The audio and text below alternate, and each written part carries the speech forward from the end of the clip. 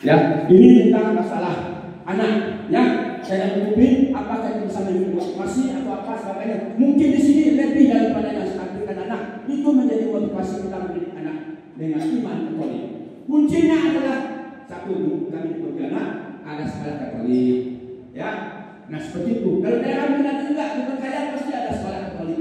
TK Katolik, SD juga mungkin di Singkawang. Manfaatkan itu.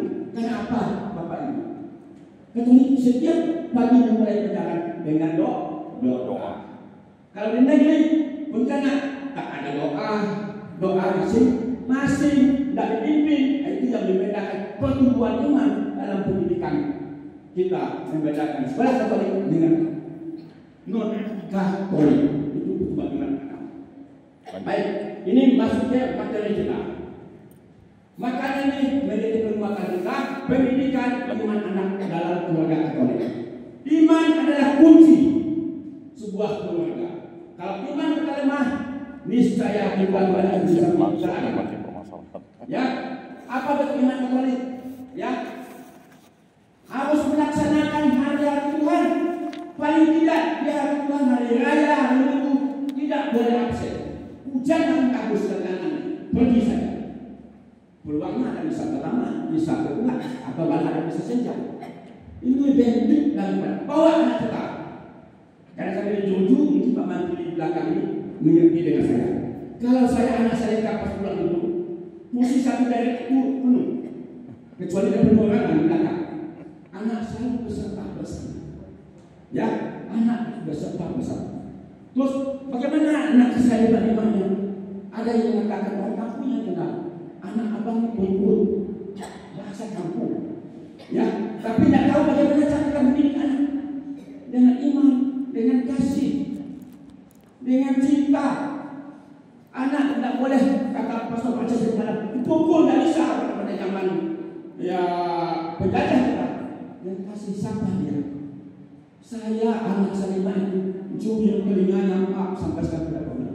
Mencubitnya tidak pernah. Kenapa? Ini saya testimoni, anak saya nomor 2 itu sampai sekarang masih ingat. Dia di sekolah terus, makanya cukup belajar. Temannya ketawa-tawa di mana-mana ini. Gurunya juga dia yang ketawa, dipegang tangannya, dipinggir begini sampai rumah biru mana. Kalau sekarang lapor polisi diproses kan, guru, menjadi kesan sampai sekarang dia ingat gurunya. Sampai anak gurunya. Dia tidak itu banyak termasuk kita juga mempunyai sesuatu biru dia termasuk Katolik berkesan. Bagaimana kalau orang tua begitu dengan anak? Kesan bagaimana? Pasti akan lama dapatin dengan dia. Kesan jeleknya malam. Maka itulah maka Pastor Baca bilang di malam tidak boleh pukulan. Kesan bagus. Ya, itu pendidikan yang kasar kita. Katolik tengok namanya Yesus. Kasih, bukan baik sebagainya. Itu tidak diterapkan. Bagaimana dia Katolik? Tekun berdoa di rumah. Tekun membaca Alkitab. Kalau saya, memang saya puluhan tahun menerapkan praktek doa malam, tengah malam. Tengah malam. Ayo, yang tengah malam sudah puluhan tahun berdoa di mana? Ada nggak sini? Kita lihat.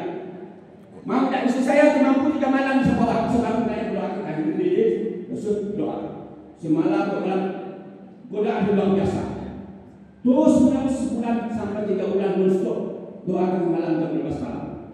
Karena saya disarankan ada orang menyarankan salah suster ya, suster teman anak saya di Jakarta, coba doakan di malam. Kenapa di malam?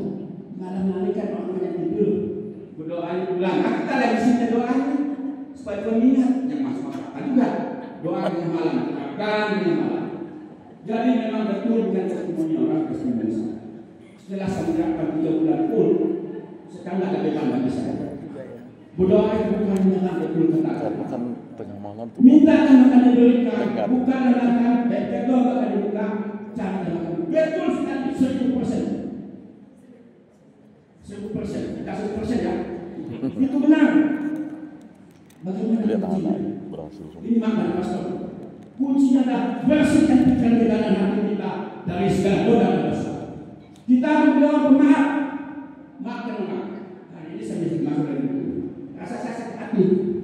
ibu ini. Bagaimana saya bilangkan supaya tidak ada kesan dengan ini? Sampai pernah saya doakan, Tuhan mohon maaf karena ibu ini berbicara dengan saya nanti sambil saya atau dengan si asli, maafkan. Kita tidak boleh menyimpan dosa orang terhadap kita. Betul tidak? Saya tidak tahu pasal. Tidak boleh menyimpan dendam dosa orang terhadap kita. Ngapain rugi kita? Dan kita juga maaf apabila kita berbuat dosa kepada saya, kita segera maafkan. Tidak ada beda. Ya, dan lain sebagainya. Ini istri saya. Kalau saya berucap kasar, saya salah ya. Sampai ke kanan.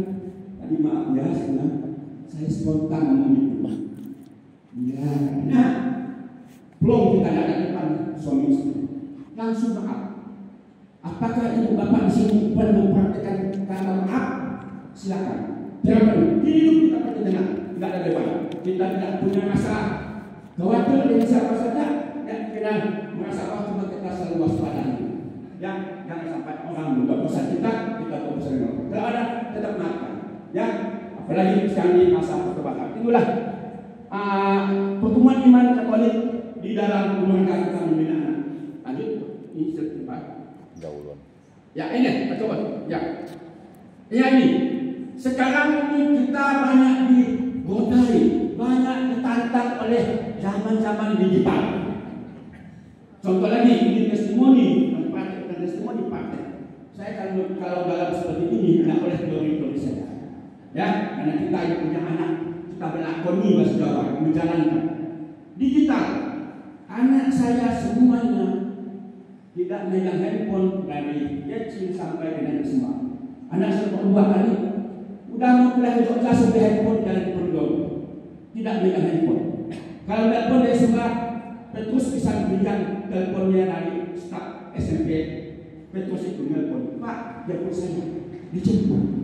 Sama dengan anak saya yang SMA, ya, yang dokter itu, yang ngasih handphone mana pacarnya pula, dapat handphone mana dong, enak boleh pacarnya ngasih, ya, nggak ada Pak untuk komunikasi, kamu masih sekolah jangan, kenal boleh, kembalikan saja handphone, ya, anak saya ketika mereka tadi HP, mama nanti bawa ke sekolah, SMP di jam apa, nanti kami kan hari ini bulannya nggak tahu jam 5 atau 4 nanti untuk siapa, pinjam handphone mamanya, ya, selalu disimpan, kan ada handphone, disimpan, dicuk foto kawannya, simpan. Kalau udah pulang mau telepon, ujung-ujungnya mamanya hilang dari balik. Dia sampai di anak marah kita. Jadi anak saya kata-kata banyak handphone, ya, memang dia sudah SMA dan mau kuliah. Ya, dia megang handphone kita kendali. Dan masalah handphone yang dipegang dia handphone yang bukan WA. Karena apa? Saya sendiri baru pada WA Bapak. Saya TikTok tidak pandai. Saya main Facebook tidak pandai. Kenapa? Karena setelah di Polda banyak peristiwa selingkuh karena WA, TikTok. Ya, kejahatan banyak karena handphone itu, TikTok dan lain sebagainya. Suatu peristiwa ada guru SMP negeri di Kota Pontianak ini. Dia pandai main IT. Pacaran dia dengan orang cantik pakai uniform kapten kapal atau kapten pilot, ganteng namanya. Pacaran, ibu ini juga tertarik dengan cowok ganteng. Pacar pengacar, artinya mohon maaf ya, yang aku Yesus itu. Terjadilah mereka berdua ini buka mobil semua foto video. Ya, awalnya begitu. Setelah dapat foto video, cowoknya itu minta maaf. Mungkin kan transfer ke saya 8 juta. Ibu dulu itu kasih transfer 8 juta. Ya, pasti pada tahu ya, pada nak tahu. Transfer lagi 1 juta dulu. Sehingga terakhir minta transfer 80 juta itu tidak bisa memenuhi. Kalau ibu tidak, saya akan sebarkan foto ini. Wah, kacau balau dia ini. Guru sekolah SMP ini di Kota Pontianak. Ujungnya dia kita anak Polda. Di Polda pada waktu itu kan untuk mengusung IT itu kan masih belum membiayakan anak.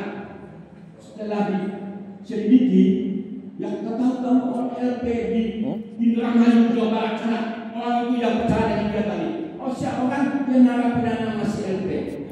Bayangkan, karena mainan kembali. Ujung-ujungnya apa? kan? Masuk hukum, sama lah. Teman saya ada selesai untuk sana. Ya tentang masalah itulah bahaya tanah daripada penggunaan handphone.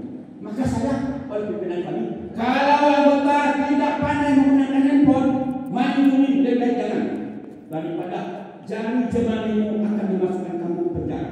Jadi juga kan, lebih pakai saya masih update. Ya, TikTok aku tidak pandai, Facebook tidak pandai. Ya, paling email saya saja. Sesuai kebutuhan. Kadang-kadang sampai dari istri saya takut. Ya, tapi kalau ada sesak anak saya yang IT tadi, dia bisa mencari handphone orang, misalnya itu bapak ibu hilang di mana, kasih nomornya, anak saya tahu di sini posisinya, tahu kan?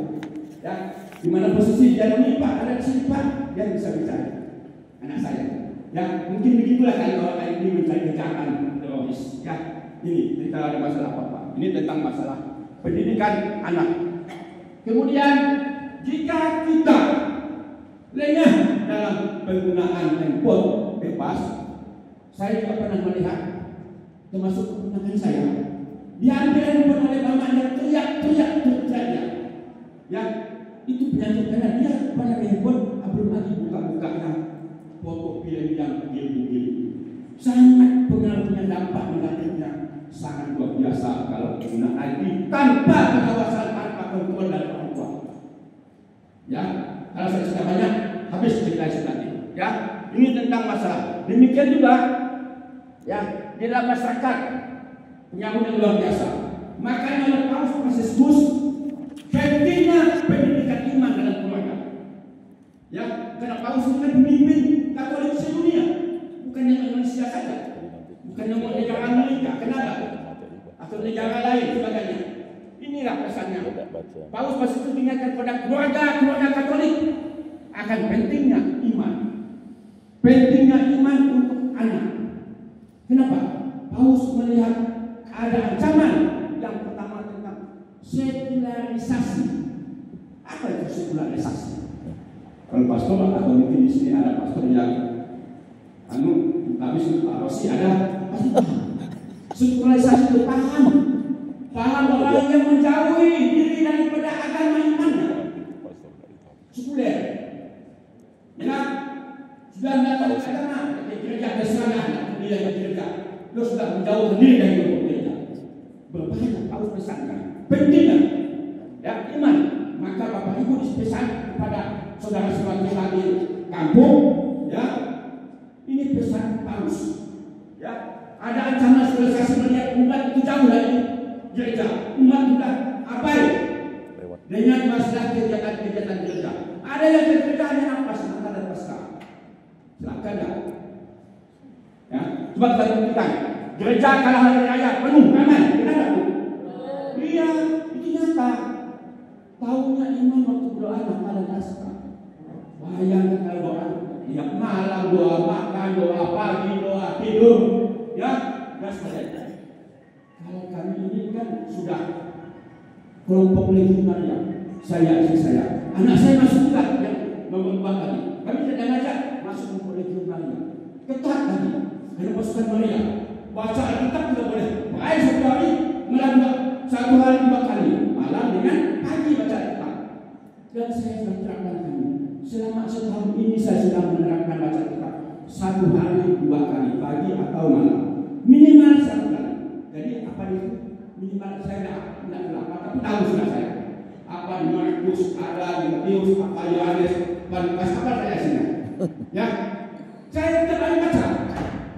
Ya, coba baca saya baca. Itu Alkitab.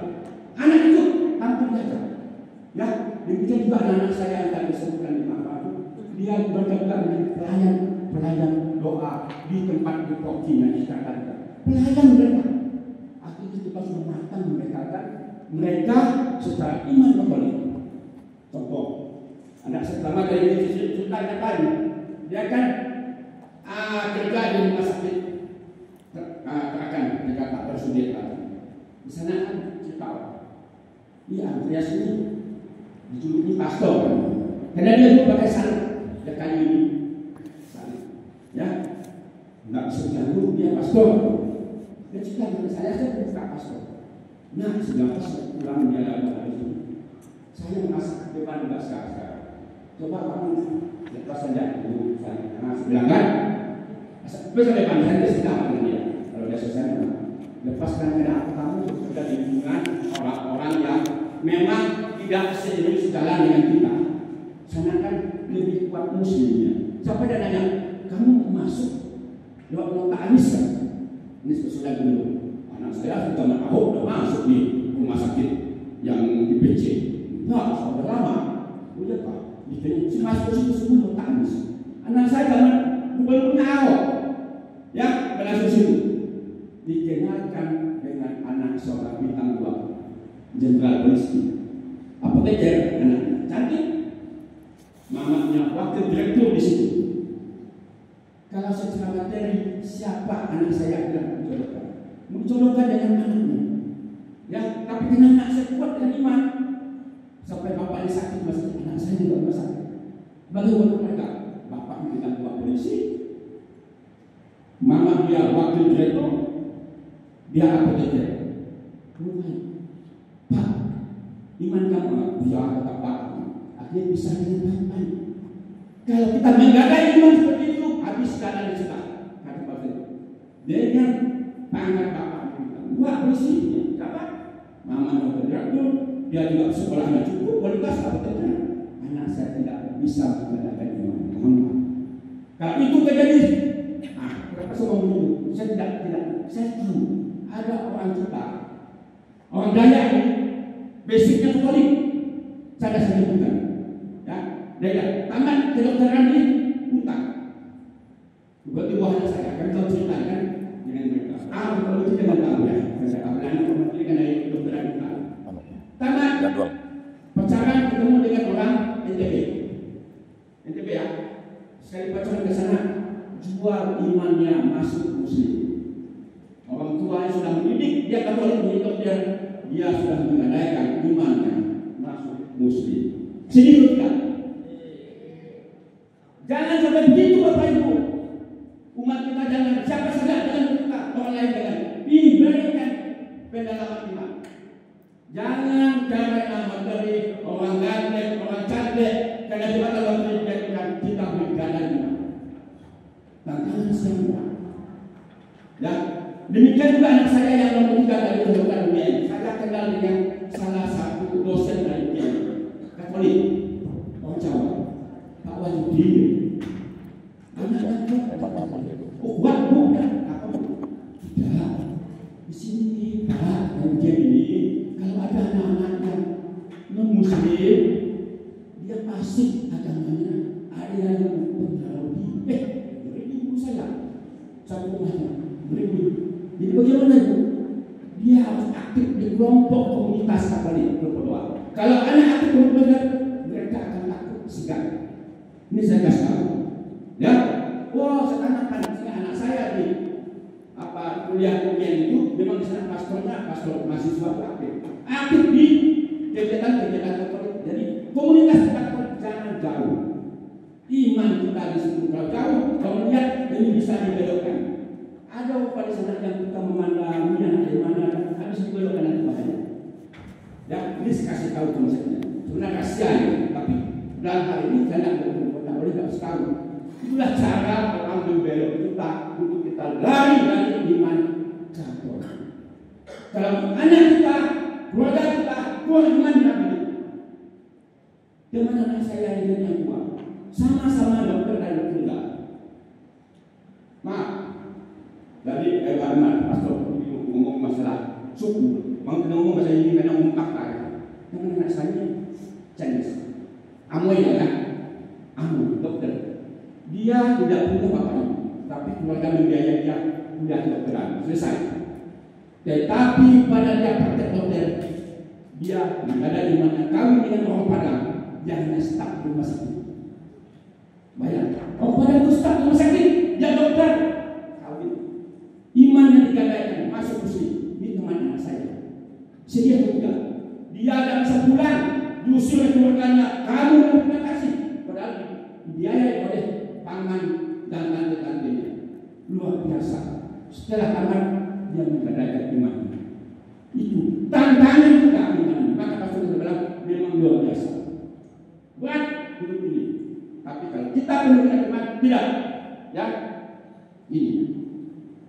Pentingnya pendidikan iman untuk anak. Di dalam Mazmur 127 ayat 3 katakan, anak-anak lelaki adalah milik pusaka dari Tuhan, dan buah kandungnya adalah suatu upah. Artinya setiap anak adalah titipan Tuhan. Dia mencerminkan Tuhan sendiri, sebab dia diciptakan dulu cipta Allah. Tadi malam Pastor Bakti juga tahu itu. Ngalir ke sini. Anak itu adalah titipan Tuhan. Kita perlu mendidiknya. Kalau tidak dididik secara Katolik, tidak dididik pendidikannya, gereja kita tanggung jawab. Ada tanggung jawab yang dibutuhkan di malam. Kata dulu.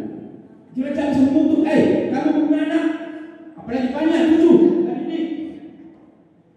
Tolong Bapak Ibu, tanamkan itu. Anak itu adalah titipan Tuhan. Kita didik tanggung. Jangan biarkan dia main-main, jangan biarkan dia tidak jelas dan lain sebagainya.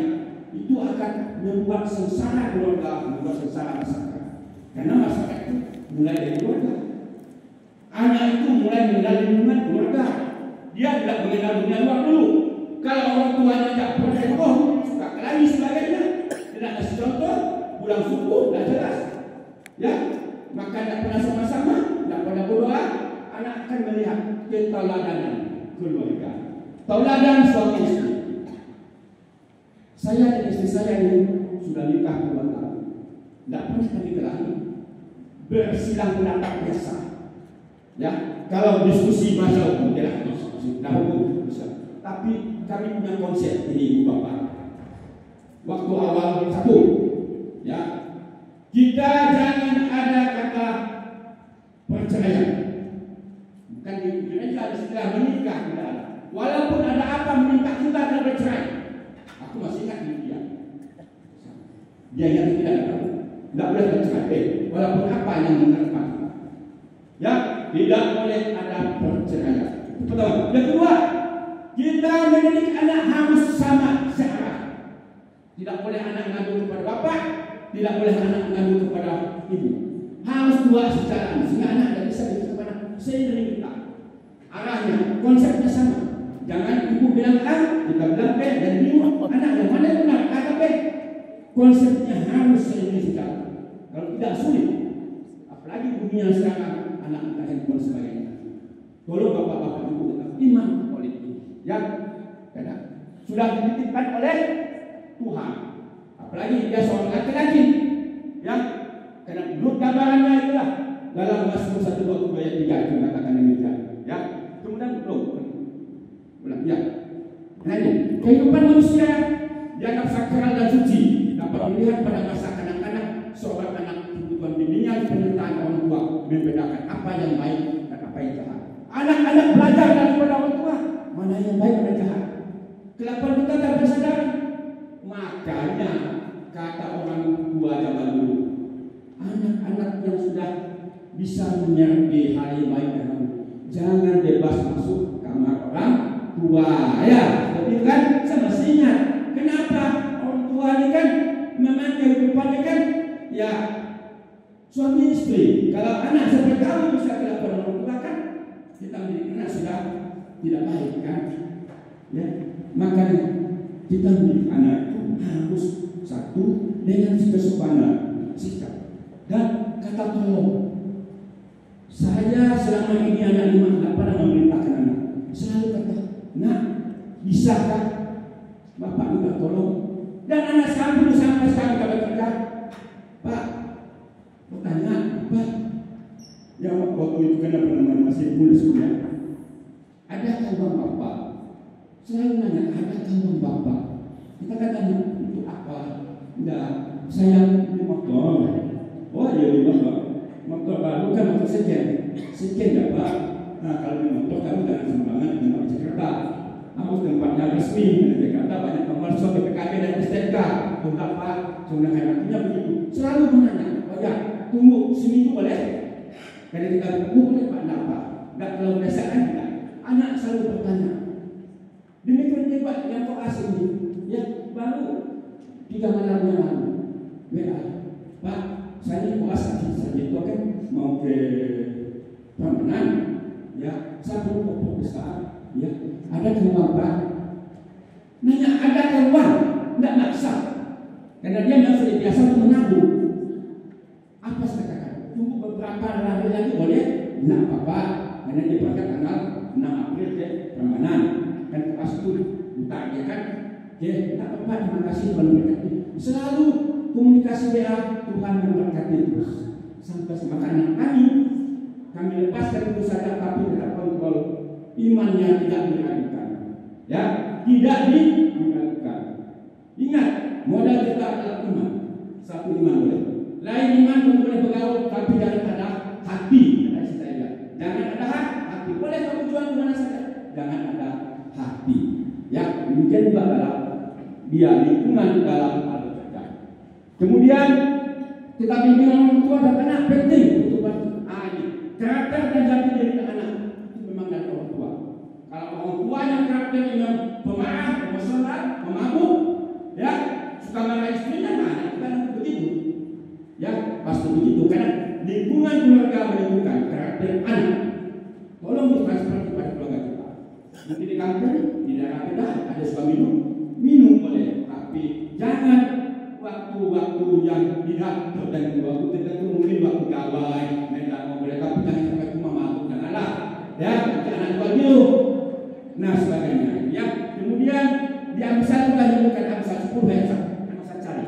Ini materi ini kan kita siapkan. Ya, anak yang bijak mendatangkan sukacita ayahnya, tetapi anak yang berbuat akan menjadi kedukaan bagi ibunya.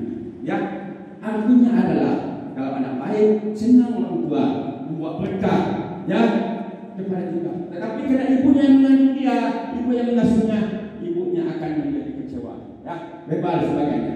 Ini sudah ada ditulis di dalam kitab suci. Jadi kita ngomong tidak boleh lari pada kitab suci. Maka dari malam hukum kanonik kita itu dari papan pada pastor Barces, ya.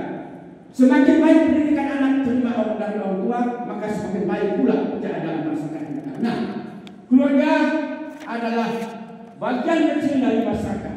Itu keluarga masyarakat. Jangan sampai keluarga kita, anak kita, cucu kita menjadi beban negara, beban pemerintah. Contoh beban besar dari anak narkoba. Saya baru juga ngurus narkoba. Orang kita banyak saus, orang daerah.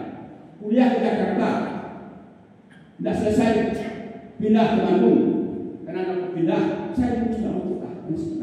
Pindah ke sini, pindah ke universitas apa? Apa pajak di Bandung? Apa pajak di PDU? Baru semester 3, berbulan-bulan, ditangkap polisi, kos Kota Baru. Dia beli narkoba terting, dibawa oleh tuan kosnya. Ayo sana, kena disebut itu bonceng dia, beli penting, disuruh tuan kos kamu bawa ya. Jangan tunggu di polisi sampai keadaannya, dia ada polisi datang, dibuangnya polisi kan dia akan lewat tututin, tangkap, kasihannya. Karena saya bantu dia sampai ke pengadilan, saya minta rehabilitasi dengan cara saya. Saya ke KPN, tapi direhab dia. Minta rehab selama 4 bulan. Tak boleh rehab sebagainya, baru 2 minggu. Dokter melupakan enggak. Kenapa dokter belum selesai 4 bulan? Enggak, dia sudah bisa berjalan. Aku telepon bapaknya, di sekarang sana. Oh, anak meninggal satu dan satu bohong. Bahaya, anak sudah narkoba luar biasa ini. Daripada nanti kalau kerja berkarya saya akan lakukan. Pulanglah anak kita. Karena di sini pak pacaran dengan langsung regas. Enggak ada iman juga dia kasih sebelah berbes kayak sana. Pergi ke rumah saya bawa ceweknya. Pakainya gini. Beda agama. Sunya regas. Aku udah dan bantu bawa di sini. Ini kawin anak sisi saya. Nanti kan kesian ini masuk lain lagi pulang berapa jalan bapak. Bawa anak pulang kan. Kebelakang aja sekarang pulang. Enggak usah kuliah dulu. Bantu pemudakan. Ya, tapi sekarang itu narkoba. Kan saya diskusi dengan dokter jenderal ya, virtual rumah sakit. Semakin itu diskusi Pak. Ditanyakan di sini di komputer, ini Pak, narkoba ini banyak. Dari sampai ini masih bisa, dia ini bisa diatasi dengan menjauhi dari komunitas. Tidak boleh kenal dengan teman-teman dan narkoba. Kalau udah kuning ini banyak bisa dijauh, tetap jalan. Namanya merah kebijakan dari sampai saat kita merah bisa membunuh orang, ya, bisa merampok, dan lain sebagainya. Ada orang di Jalan Padi 3 sudah rehab di Ledo, pulang ke sini dia kenal dengan saya, dia pakai pajak kami pajak di sini. Di katanya, tolong ke sini di apa? Aku bilang sama dia, kena orang tua kakek, kenapa kakek? Ini anak saya ini pulang dari Ledo, sekarang kita ke polisi postal apa? Ngambil motor orang, motor di Jalan Padi dibawa ke postal dalam tangga. Kenapa rumah ada piring dijual, berbayar dijual apa? Tidak ada lagi dijual. Orang tuanya ketakutan. Ya, akhirnya frustasi kemudian sebabnya. Entah kalian bersadar. Motor parkir terus ada lagi kita saling pun dijual. Terus pada motornya sudah ke polisi.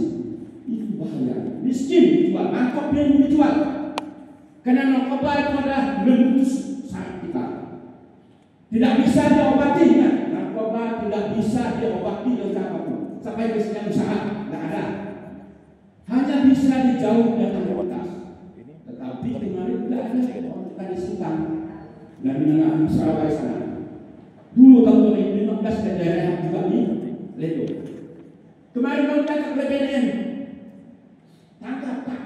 Dia sudah menjadi jaringan. Tangkap, sampai masuk tunjukkan, tangkap. Tunjukkan, dia sudah masuk ada bayar kartu dari Ledo itu, tapi sudah menjadi jaringan, bukan lagi berguna. Ini jaringan. Selesai 2015, saya kawin lagi. Ya, dengan istrinya bekerja selaku bidan dan perawat PPK dulu puskesmas. Ya, lalu sekarang dia masuk ke hutan. Ya, itu